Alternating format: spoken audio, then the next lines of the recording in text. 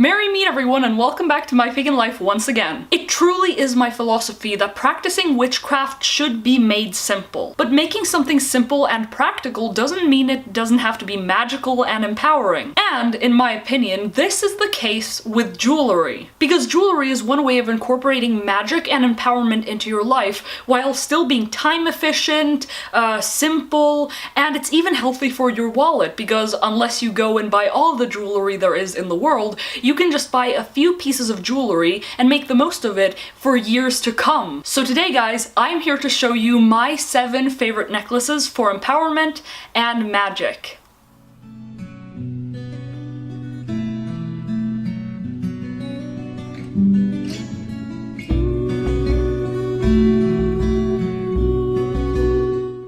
My first piece here is the Pentacle, and this Pentacle necklace is by far my favorite piece of jewelry to wear on a daily basis. The Pentacle has become a huge symbol of Wicca and Witchcraft, which is my religion and path, but it embodies so much meaning and has so many associations to it that it's easy to make it very personal and to apply it to whatever need you have. But I mostly see this symbol as a form of empowerment, as it constantly reminds me of my path and my practice, and I use it for when working with the elements, divinity, and when I want some protection. Next up is the Helm of Awe. This is a very important, very central Viking or Norse symbol, and traditionally this symbol has been used for instilling fear in an enemy, as well as protecting the wearer or the beholder. Although I'm not all for instilling fear in others, I'm all for protection. Next up is my Citrine necklace, and this was bound to happen, because most of you, at least some of you, know that I love this necklace and that I have this necklace. Citrine is a crystal that is associated with multiple positive things,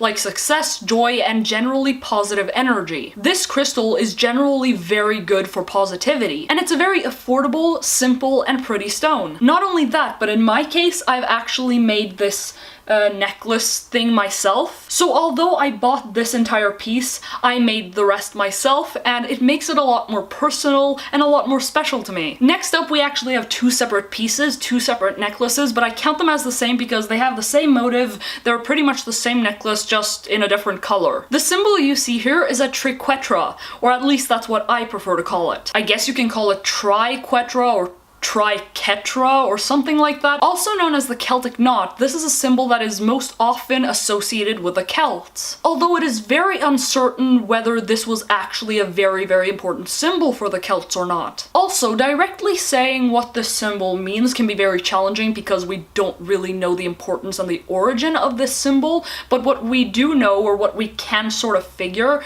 is that this symbol sort of symbolizes Trinity or infinity because, you know, there is this knot in the middle of the circle that just continues on and on. For the record, this symbol is also used in multiple different religions or ways of life. For example, Christianity, not only paganism. And in Christianity, this symbol is specifically a sign of the Trinity. As I've already mentioned, since this symbol doesn't have a very clear-cut meaning, I choose to interpret it as I want, and also as this is a very recent purchase of mine, I still have yet to figure out in what way it works for me, but it definitely, to me, is a very empowering symbol. Next up is another symbol that is also usually considered Celtic. This symbol is also called many things, but I prefer to call it the triple spiral. And this symbol is very similar to the previous symbol in that it's not really clear-cut what this symbol means. It can have a lot of meaning, and so on and so forth. It is said that in the Celtic tradition there is earth, sea, and sky, and that these are 3 separate realms, and that this symbol is a symbol of that. Again, this is a very known symbol within the community,